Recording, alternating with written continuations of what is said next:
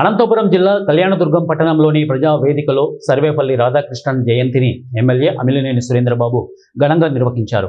గురు పూజోత్సవం సందర్భంగా నియోజకవర్గంలో ఉపాధ్యాయులైన గురువులను శాలువాలు, మెమంటోలతో ఘనంగా ఎమ్మెల్యే సత్కరించారు.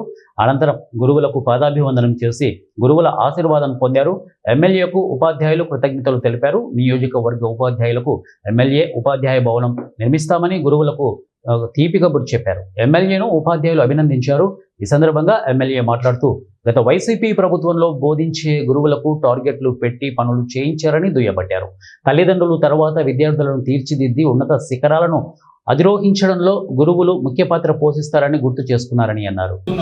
కానీ మన ప్రాంతంలో మనం గడిచిన ప్రభుత్వాలు ఏవైతే గడిచిన ప్రభుత్వం ఉందో నిర్లక్ష్యంగా వ్యవహరించడంతో రోడ్లన్నీ కూడా అధ్వానంగా తయారు కావడం, వ్యవస్థనంతా నాశనం చేయడంతోనే ఈరోజు మనం అందరూ కూడా ఇబ్బందులు గురవుతున్నాం.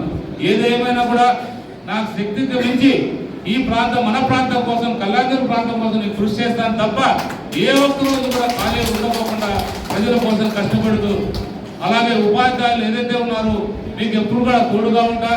మీరు మాకు తోడుగా ఆ రోజు ఎన్నికల్లో మమ్మల్ని గెలిపించినందుకు మీకు కూడా ఏ కష్టం వచ్చినా కూడా మీకు తోడుగా ఉండి ఏదైనా ఈ భావం చూసే బాధ్యత నాదని మీ అందరూ కూడా తెలియజేస్తున్నారు.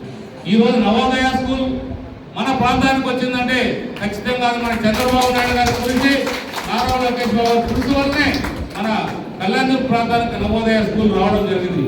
రాష్ట్రంలో మన ప్రాంతంలో ఒకటి, ఇంకో ప్రాంతంలో ఒకటి, రెండే ప్రాంతాల్లో ఈ స్కూల్ శాంక్షన్ కావడం జరిగింది.